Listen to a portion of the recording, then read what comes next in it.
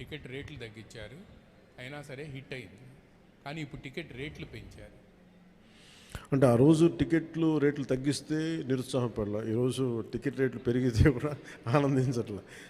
భగవంతుని ఏదిస్తే అది తీసుకోవడం అంతే తప్ప ఈరోజు గవర్నమెంట్ ఉంది కాబట్టి అంటే ప్రత్యేకించి పవన్ కళ్యాణ్ సినిమాకి ఇస్తే నేను ఖచ్చితంగా అది నేను ఆనందించేవాడిని కాదు. కానీ ఇది అందరికి ఇచ్చారు కాబట్టి దాంట్లో నాకు ఇవ్వకపోతే అది వివక్ష చేసినట్టు ఉంటుంది, అది కూడా తప్పవుద్ది కదా. అందుకని I think it's part and parts. ఆ రోజు అలా జరిగింది, ఈ రోజు ఇలా జరిగింది, అంతకుమించి దీన్ని వేరేలో చూడటానికి ఏం లేదు. ప్రొడ్యూసర్ నష్టపోయాడనే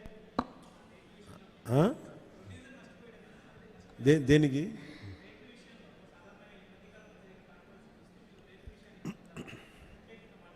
మళ్ళీ వినిపించట్లా? రేట్ల విషయంలో సినిమా టికెట్స్ రేట్ల విషయంలో ఖచ్చితంగా నేను నష్టపోయాను, నిర్మాతలు నష్టపోయారు.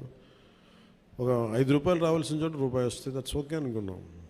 భగవంతుడు ఈరోజు మనకి ఇచ్చిన రూపాయితో తృప్తి పడదాం, ఖచ్చితంగా నష్టపోయాం. But that's okay.